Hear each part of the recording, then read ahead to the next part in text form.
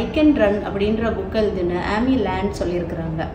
இந்த புக்கில் அவங்க என்ன பண்ணியிருக்காங்க அப்படின்னா நிறைய டிப்ஸை வந்து கொடுத்துருக்குறாங்க. எப்படி நாங்கள் ரன்னிங் பண்ணணும், எப்படி அதை ப்ராக்டிஸ் பண்ணணும், எங்கேருந்து ஸ்டார்ட் பண்ணணும், இந்த மாதிரி நிறைய டெக்னிக்ஸ்லாம் அதில் வந்து சொல்லியிருக்கிறாங்க. ஸோ இந்த புக்கை நாங்கள் படித்தோம் அப்படின்னா ரன்னிங் பிடிக்காதவங்க கூட டெய்லி ஓடுவீங்க.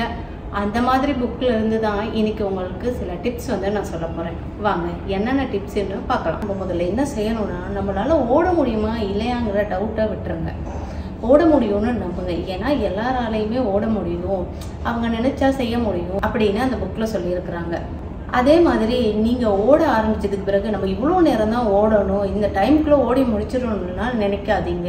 டைமை ஃபோக்கஸ் பண்ணாமல் நீங்கள் என்னத்துக்காக ஓடுறீங்களோ அதுக்கான பலன் உங்களுக்கு கிடைக்கிற வரைக்கும் ஓடுங்கன்னு சொல்கிறாங்க. அதாவது இப்போ நீங்கள் வெயிட் லாஸ் பண்ணுறதுக்காக ஓடுறீங்க அப்படின்னா நீங்கள் வெயிட் லாஸ் பண்ணுறதை மட்டும் ஃபோக்கஸ் பண்ணுங்கள். எவ்வளோ நேரம் அதை ஓடுறீங்க அப்படின்றதெல்லாம் ஃபோக்கஸ் பண்ணாதீங்க அப்படின்னு சொல்கிறாங்க.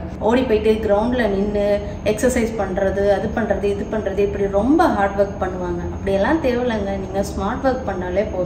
நல்லா சாப்பிடுங்க, நல்லா ஆரோக்கியமாக சாப்பிடுங்க, தண்ணி குடிங்க, அதே மாதிரி ஸ்மார்ட்டாக ரன்னிங்கை ஸ்டார்ட் பண்ணுங்கன்னு சொல்கிறாங்க. அடுத்ததாக நீங்கள் ஓடுறதால உங்களுக்கு கிடைக்க போகிற பயன்களை நினச்சிட்டே ஓடுங்க அப்படின்னு சொல்கிறாங்க. அதாவது இப்போ நீங்கள் வந்து உங்கள் உடம்பு வந்து ஹெல்த்தியாக வச்சுக்கிறதுக்காக நீங்கள் ஓடுறீங்க அப்படின்னா, அடடே நம்ம இவ்வளோ நேரம் ஓடுறோம், இப்படி ஓடுறதால நம்ம உடம்பு வந்து ரொம்ப ஹெல்த்தியாக இருக்கும் அப்படின்னு ஓடும்போது நினச்சிக்கங்கன்னு சொல்கிறாங்க. அதே மாதிரி நீங்கள் வெயிட் லாஸ் பண்ணுறதுக்காக ஓடுறீங்க அப்படின்னா நம்ம இப்படியே டெய்லி ஓடினா நல்ல ஒரு பலன் கிடைக்கும் அப்படின்னு நினச்சி ஓடுங்கன்னு சொல்கிறாங்க. அதாவது நீங்கள் எடுத்து வைக்கிற ஒவ்வொரு அடியையும் வந்து ரொம்ப சந்தோஷமா பெருமிதமா நினைச்சுக்கங்க அப்படின்னு வந்து அந்த புக்ல சொல்றாங்க. இன்னொரு விஷயம் என்னன்னா, எல்லாருமே மற்றவங்களை பார்த்து சில விஷயங்களை ஃபாலோ பண்ணுற ஒரு பழக்கம் இருக்கும். அதே மாதிரி நிறைய பேர் வந்து மார்னிங்கில் எதுவுமே சாப்பிடாம எழும்பின உடனே ஓடுவாங்க. இதை பார்த்தோன்னா மற்றவங்க என்ன நினைக்கிறது, அடடே ஓடணும்னா இப்படி தான் ஓடணும், ஸோ நாங்களும் மார்னிங்கே எழுப்பி சாப்பிடாம ஓடணும் அப்படியெல்லாம் யோசிப்பாங்க. அப்படியெல்லாம் இல்லைங்க.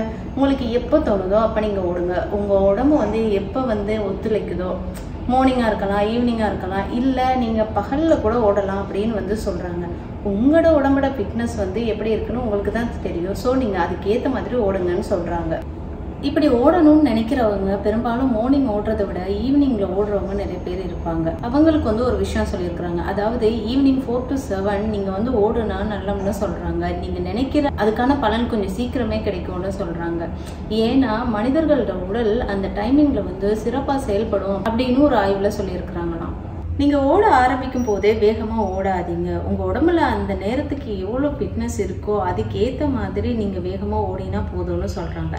இதுக்கு அவங்க ஒரு ஐடியாவும் கொடுத்துருக்காங்க. அதாவது நீங்கள் ஓட ஸ்டார்ட் பண்ணும்போது 1 நிமிஷம் ஓடுங்க, 1 நிமிஷம் நடங்க, இந்த மாதிரியே ஒரு 10 தடவை இதை ரிப்பீட் பண்ணுங்கள்.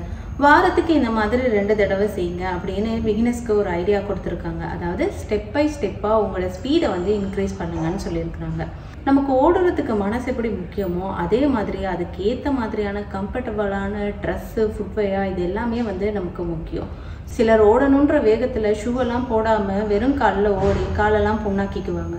அதுக்கு பிறகு ஐயோ இதுக்கப்புறம் ரன்னிங்கே வேணாம்ப்பா அப்படின்னு அவங்களே முடிவு பண்ணிடுவாங்க. ஸோ இந்த ட்ரெஸ் அண்ட் ஃபுட்வேர்லாம் ரொம்ப முக்கியம்னு சொல்கிறாங்க. எல்லாத்த விட முக்கியமான விஷயம் என்ன அப்படின்னா, நீங்கள் ஓட ஆரம்பிக்கும் போது அவங்க அப்படி ஓடுறாங்க, இவங்க இப்படி ஓடுறாங்க, இதெல்லாம் யோசிக்காதீங்க. அடுத்தவங்களோட ஸ்டைல் அண்ட் டெக்னிக்ஸை வந்து நீங்கள் ஃபாலோ பண்ணுறதுக்கு ட்ரை பண்ணாதீங்க.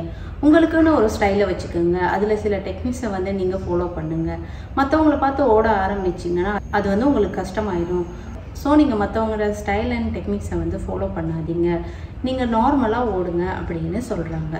ஸோ இந்த மாதிரியான சில டிப்ஸ் எல்லாம் நீங்கள் ஃபாலோ பண்ணிங்க அப்படின்னா இது வரைக்கும் ஐ கான்ட் ரன்னு சொன்னவங்க எல்லாம் ஐ கேன் ரன்னு நீங்களே ஓடுறதுக்கு ஆரம்பிப்பீங்க அப்படின்னு சொல்லியிருக்கிறாங்க.